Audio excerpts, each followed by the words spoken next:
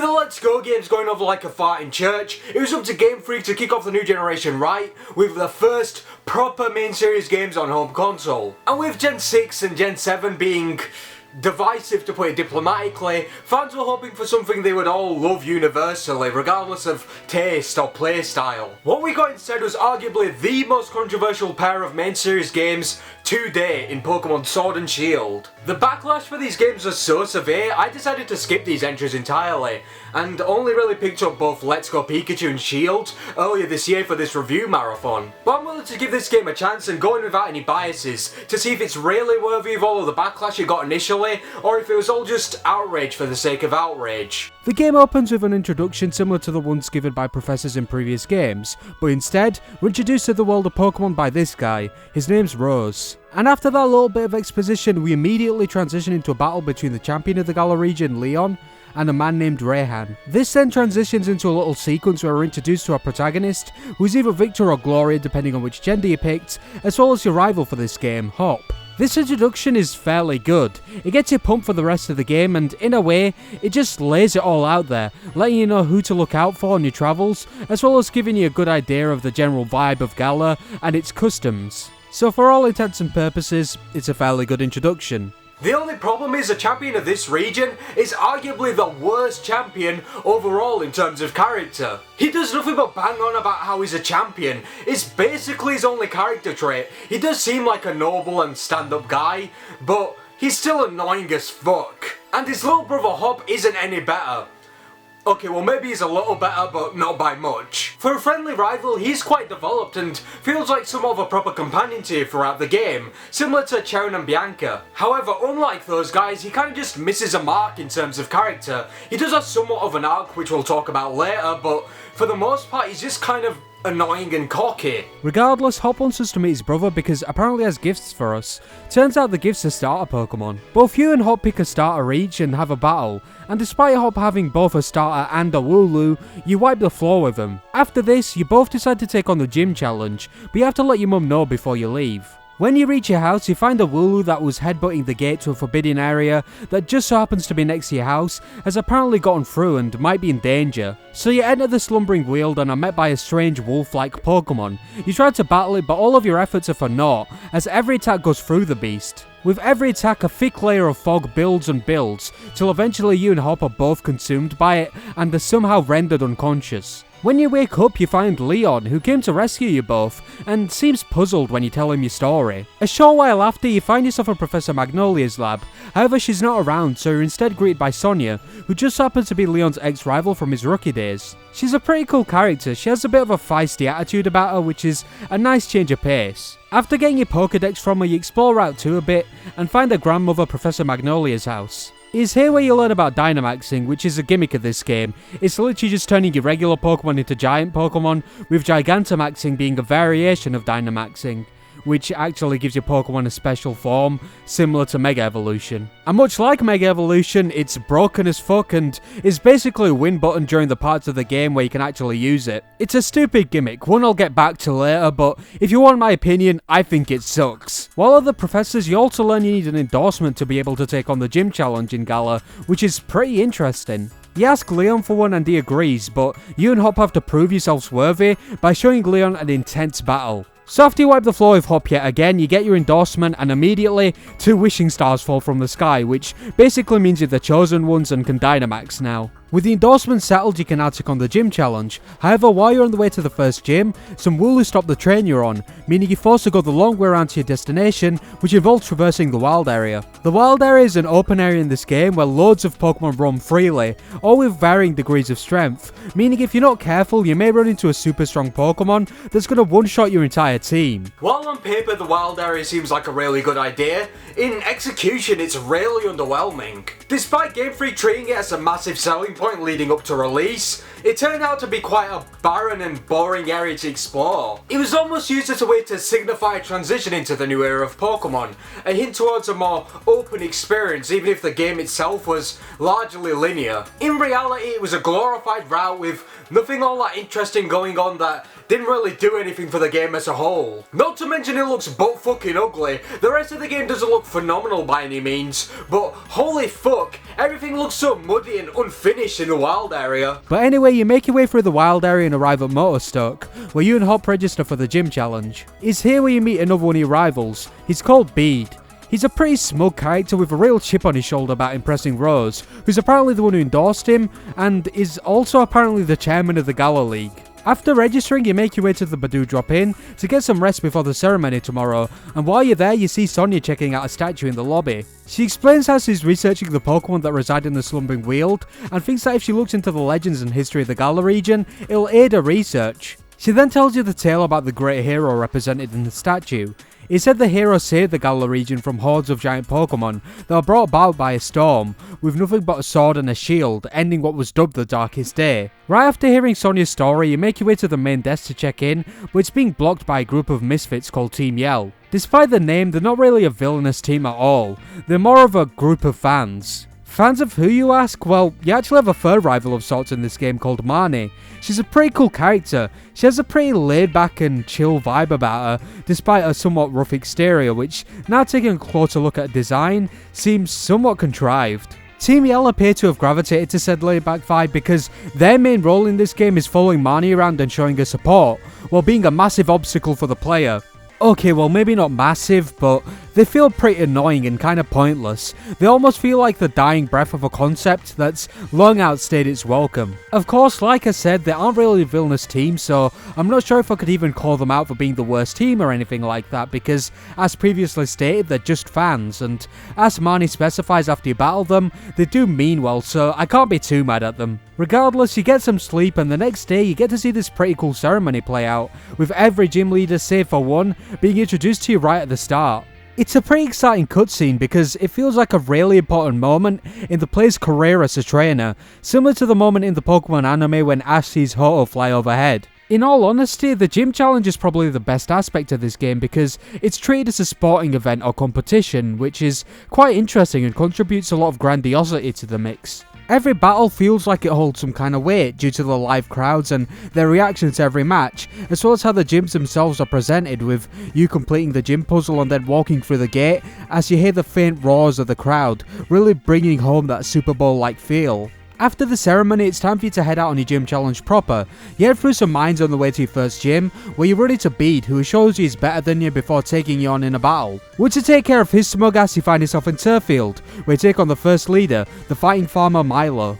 With your first badge in hand, you push forward and find Team Yell on a bridge, harassing a guy for his bike, and after you defeat them, he decides to give you the bike as a reward. You then subsequently battle Hop on the very same bridge, before eventually arriving at Hulbury. It's here where you meet the chairman's secretary, Oleana, who appears to be very stern and no-nonsense in her attitude. Regardless, you make your way to the stadium and take on Nessa, the Raging Wave, for your second badge. You then make your way through the second set of Galar mines, where you battle Bede yet again.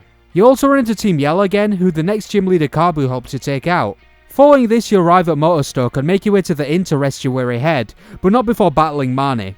The next morning, you finally get to take on the ever-burning Man of Fire himself, and yes, that is his official title, for your third badge.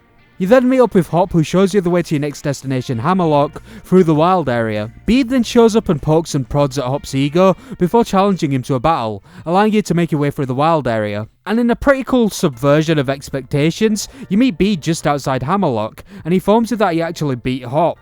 And not only that, the defeat was so crushing, Hop's nowhere to be found, as he's probably too embarrassed to show his face, as Bede suggests. You then enter Hammerlock and walk in on a conversation between Bede, Oleana and Rose about wishing stars and the power they hold. Bede and Oleana then walk away to talk about something in private, at which point the chairman notices you and gives you a little more context on what he does outside of overseeing the Pokemon League. Namely, managing the energy of the region, and he mentions how he and his associates look to harness the power of wishing stars to improve the energy of the region. After that, you pay the Hammerlock Castle Vault a visit, where you run into Sonia, who's made a discovery that there were actually two heroes in the legend, not just a one, which is a somewhat interesting revelation. But with that out of the way, you head west and run into Team Yell, who you take on with the help of Hop. But after what was admittedly a superfluous battle, Hop has a heart-to-heart with you. He mentions how he could have handled the defeat at the hands of Bede, but what got him were his words. He made Hop believe he was dragging Leon's name through the mud, and by continuously losing was reflecting poorly on the champion. This moment is actually quite nice because in the past a lot of friendly rivals would just carry on with life after losing to you like it wasn't a big deal. But here we get to see what kind of an effect a build-up of defeats has on Hop's psyche. The effect is so deep, it changes his entire approach to being a trainer. From this point on, his team is almost constantly shifting and evolving, showing he's not just showing up for a good time, he's showing up to win, which is a pretty cool bit of character development if you ask me. But anyway, you eventually arrive at Stone's side, where you take on Alistair, the Silent Boy of Mystery, or Bia, the Gala Karate Prodigy, depending on which version you're playing. I think having different gym leaders for different versions is a pretty neat touch in all honesty, although I see why it rubs some people the wrong way. Upon exiting the gym, you run into Sonia, who's still doing some Dynamax research and mentions a mural she wants to check out because of its possible links to the Gala legends. And then like clockwork, you hear a loud boom coming from the mural's direction. Upon investigating, you discover it's Bede using one of the chairman's Pokemon to destroy the mural, as he believes there are some wishing stars on the other side. You then battle him in an attempt to stop him, after which the chairman and company arrive and scold him for his actions and subsequently confiscate his wishing stars and disqualify him from the gym challenge. This crushes Bede because not only was the chairman the one who endorsed him, but he was also the one who took him in when he had no home. They then leave, and shortly after the mural comes crumbling down, revealing another statue, this time of two heroes, as well as two Pokemon bearing a sword and shield respectively. Sonia notes that the sword and shield represented in the other pieces of the story were likely Pokemon all along, and then ponders over what it all means. But you have no time to waste as you're heading off to Blonlia, where you take on the Master of Fantastic Theatre, Opal. After which you travel back to Hammerlock, where you run into Bede once more, and during a conversation between you both, Opal spots Bede and freaks out, as she appears to have found a successor in your cocky rival. Regardless, you push on and arrive at Sirchester, where you run into Hop, who tells you he actually lost his gym battle, but doesn't seem super bummed about it, which is a nice extra bit of character development. Hop then takes his leave, allowing you to take on Melanie, the Ice Core Professional, or her son Jordy, the Hard Rock Crusher, depending on which version you're playing. You leave and run into Sonia once more, who asks you to meet her at a restaurant. You oblige, and while you're there, Sonia notices a whole piece of the Hammerlock tapestry just randomly hanging on the wall of the restaurant. This is possibly one of the dumbest plot-related things in a Pokemon game ever, but regardless, you press on and eventually find yourself outside Spikemuth, alongside a bunch of gym challengers who are complaining about the gate to the city being closed.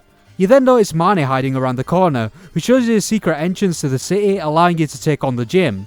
At this point, you realise the entire city is a gym as you fight Team Yellgrunt after Team Yellgrunt, before finally meeting the leader, Pierce, Marnie's older brother.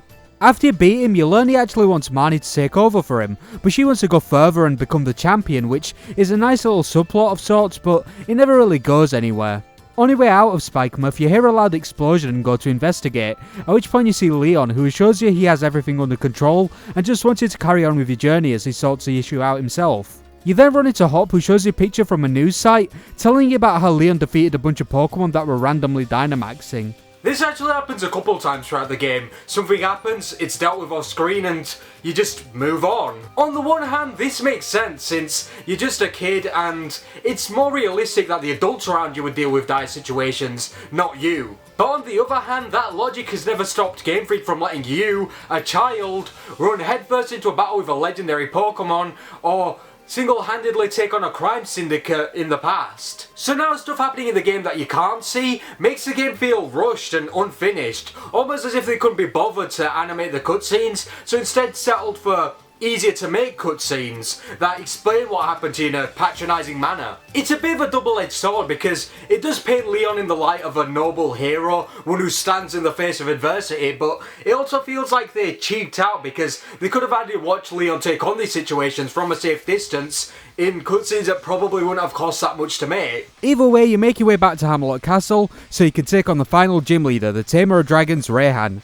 He's fairly challenging, although his title isn't very accurate as he has like 2 dragon Pokemon.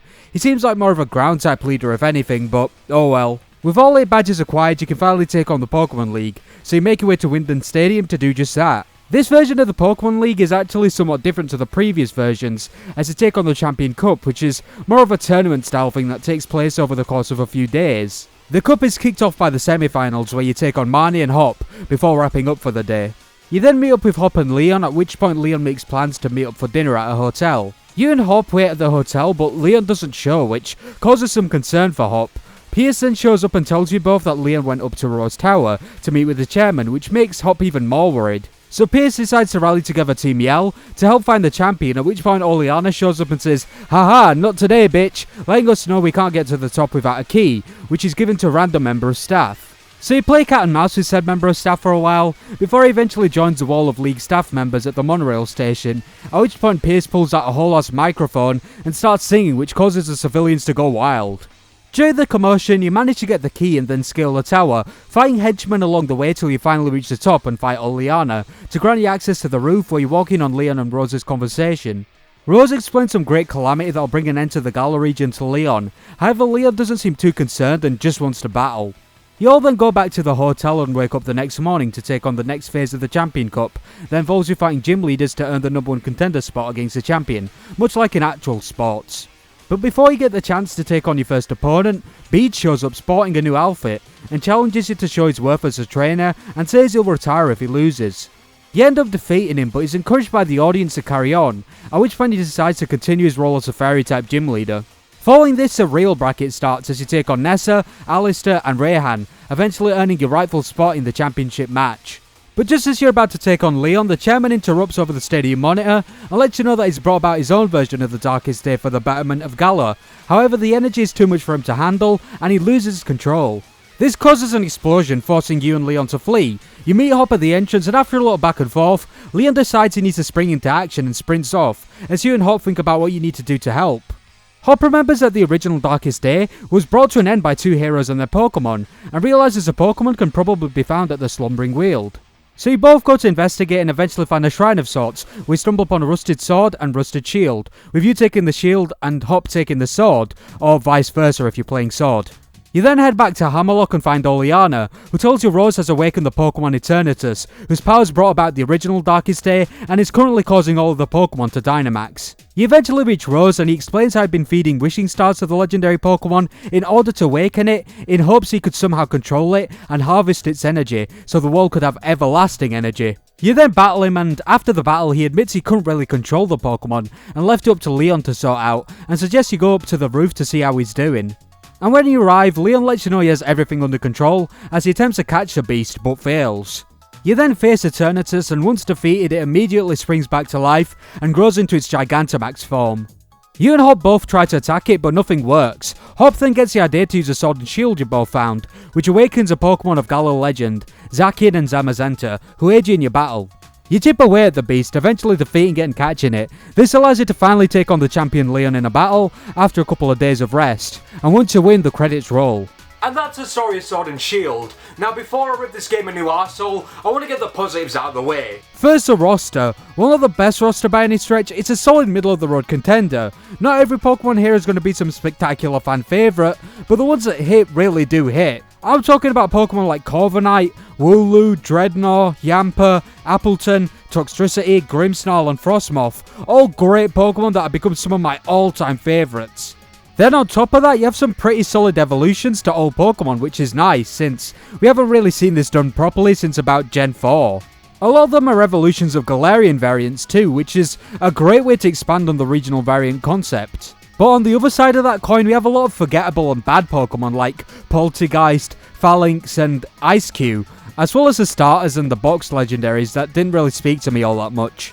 However, even with the blunders accounted for, the roster is all round solid, arguably a textbook Pokemon roster if there ever was one. The second thing I really like about this game, as mentioned before, is a gym challenge. It's a really great take on a real tired formula, breathing new life into it in a way I didn't even think was possible. I remember growing up and watching the anime and seeing the way the battles took place and loving it. The stakes, the excitement, the gravitas. This game's version of the gym challenge, in a way, is the closest the main series has ever come to that high energy, exciting experience. Although it still has a ways to go in terms of truly capturing that feeling of the anime battles, what with all of the static turn-based combat and the trainers barely even emoting during the action. Trust me, I'm one of the biggest fans of turn-based combat in games you'll ever meet, and it definitely has its place, but there's no JRPG franchise on this planet that could benefit more from action-based combat than Pokemon. Not Final Fantasy, not Dragon Quest, not Breath of Fire, not the Mana series. No RPG or JRPG would benefit more from real action-packed battles than Pokemon. As good as I think the gyms in this game are, the presentation is one of the things that really detract from the experience. It's just so piss poor in places, it's almost laughable. One of the biggest controversies going into this game was the Dex Cut, or Dexit as so many people so lovingly called it. Many players were extremely annoyed that not every Pokemon would be making a return here, and that only a select few would make it in alongside the Galar natives. According to Game Freak, this was to ensure the game would have high quality animations and a better presentation overall. I'll be the first to admit, a lot of the routes and towns do look quite good. They're not exactly mind-blowing by any means, but they are pleasant, and a lot of fans would probably argue they're among the series' best. But it's what's in and around these towns that are the problem. You have Hop having reused animations from HOW, a draw distance that's so piss poor, characters pop in and out of existence like they have instant transmission, Team Yell being used as lazy roadblocks at every turn to keep you on the straight and narrow linear path, the X and Y level battle animations, and of course the wild area. I touched on the wild area before, but it must be stressed, it looks absolutely fucking horrible, and leagues worse than the routes and towns of the game. The trees and grass look dull, whenever there's a weather effect it somehow makes the horrid scenery look even worse, and said weather effects are so poorly implemented, you can literally take a single step and go from a sandstorm to hail, just like that. And it's not even all that impressive functionally, it's honestly just one big wide open route with a different name. There's nothing to do other than catch and battle wild Pokemon, and while the fact that you have Pokemon in the overworld is cool, it's not really all that effective when they pop in and out of existence if you're more than a foot away from them. With emphasis on things like the gym challenge and the wild area, the game obviously attempts to be a little grandiose and ambitious, but fails pretty hard, especially when there's a clash between the not-so-stellar freedom of the wild area and the cut-and-dry style of the routes and towns. You go from what are basically glorified corridors to a wide open field to once again being restrained to these tight little corridors. It just doesn't work. It's like they wanted to give the players a best of both worlds, but failed at both in the process. And while we're on the topic of routes, the route design is derivative of the older 2D games, and wasn't changed or modernised for 3D, causing things to feel a little claustrophobic, almost like when you're an adult and try to fit into one of those weird tents made for kids. That probably wasn't the best analogy, but you get the picture. The game design in general is very lacking, the pacing gets kinda muddy after the third gym. I'm willing to admit I was having a good time with the game for the first 3 gyms, but as the game progressed, the pacing and the story beats showed the cracks of not only the game itself, but the formula. The Pokemon franchise is generally a slave to its own strengths. While the Pokemon formula is oftentimes seen as rock hard and can make even some of the worst Pokemon games fun, like this one, it can also be a detriment. The tired formula requires you to have a rival or two, 8 gyms to beat, and some kind of evil organisation to take on, and for that reason, this game's pacing and story suffer. Hopbead and Marnie all have a chance of being interesting characters, but they miss a mark. Hop gets some kind of development, but goes right back to being insufferable after his arc is over. Bead gets some kind of closure and is probably the best of the bunch, despite being criminally underutilised, and Marnie, well, she didn't get anything. Earlier, I called a little back and forth with Pace about being a gym leader a subplot, but that was me greatly embellishing. It's mentioned that one time and never again as far as I can remember.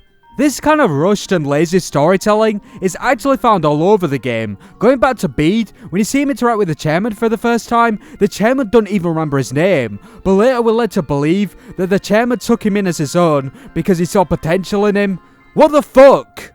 And that's just one example. There's plenty of other examples of subplots that go nowhere, or interactions and lines of dialogue that make no sense. This game's story is honestly embarrassing. You probably realised as I was giving the rundown of the story, I was kind of just rushing through the main points to get it all over with, and that's for good reason. The story sucks ass. Even ignoring the fact that they tried to cram every last bit of story in before the champion fight, the story is dumb and unappealing. At no point in the game did I care about the legends of Galar, who Team Yell was, what Rose's deal was, none of it, because it was all presented in such an uninteresting way. So when the big reveal that Rose was a bad guy did happen, I was already done with the game and ready to move on, because almost every plot point felt rushed. Nothing felt fleshed out. Not the characters, nor the lore of the mythos of the region, nor the region itself, nothing. The story was so hollow, in fact, I couldn't even pick up on a proper theme for this game, and even if there was one, I don't care, because the underlying theme doesn't matter. If the surface level experience is so sloppy,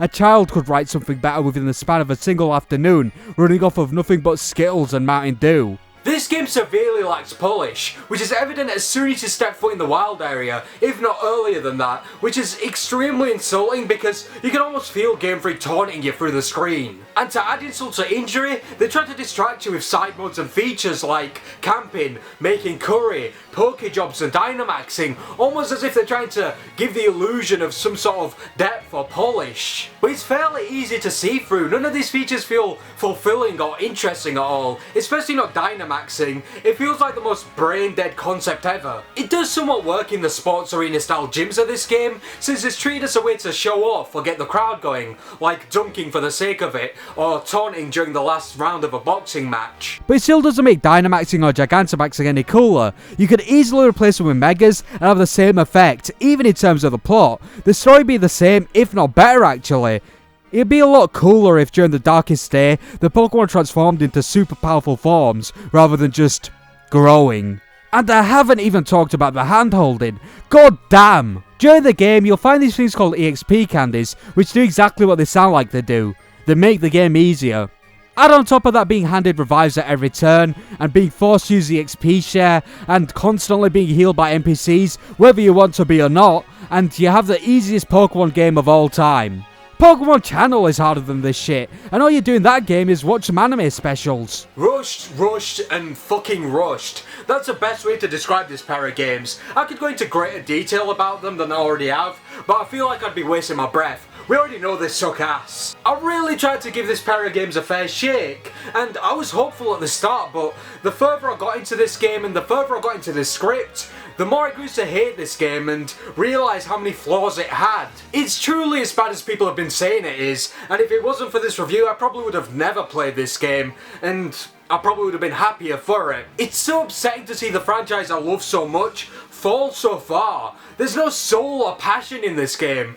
There's more soul in X and Y, for fuck's sake. Game Freak have already made their millions, so me telling you not to buy this game won't really do much, but even if you're thinking of picking it up second hand, just don't bother. You're better off wasting your life away on crack. Oh, also there was DLC. It was just as shit as the main game. Is anyone surprised?